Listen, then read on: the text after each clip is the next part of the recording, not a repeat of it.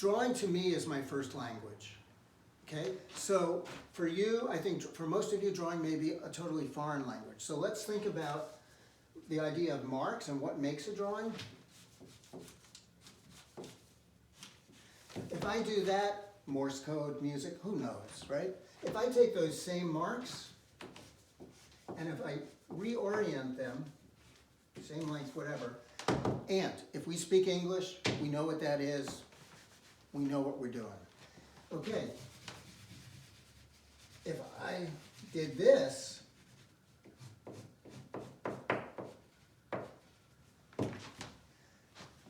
and more people around the world are going to know what that means. If I went into a restaurant with that and said, no ants please.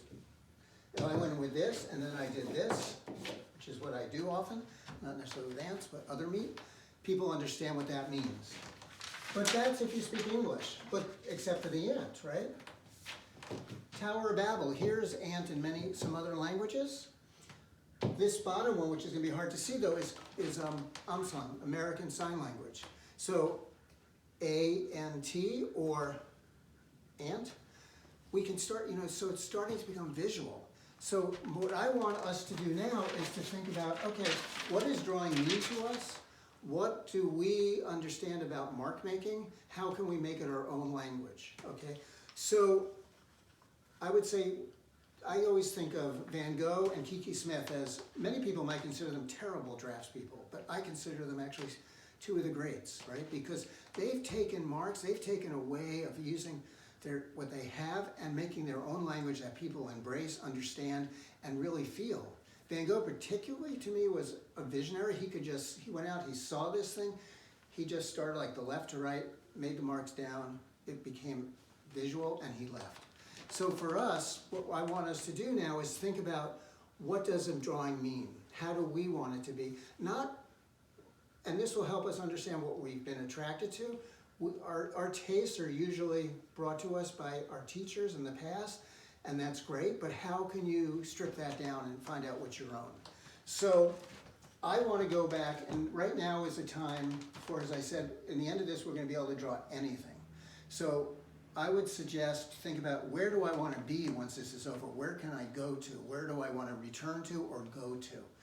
And I would say, for me, I want to go back with the whale sharks off of Papua New Guinea. Okay, so if I was to make just a basic drawing, say fishermen, they were on these boats, they had little places because they slept there, they were whales,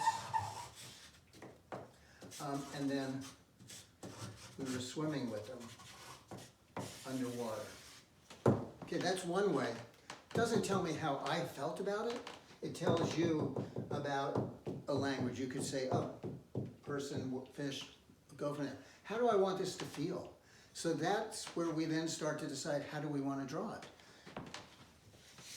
So I could start adding certain kinds of details that interest me. I could think about actually being pulled by the whale shark. I could start to activate it in many ways.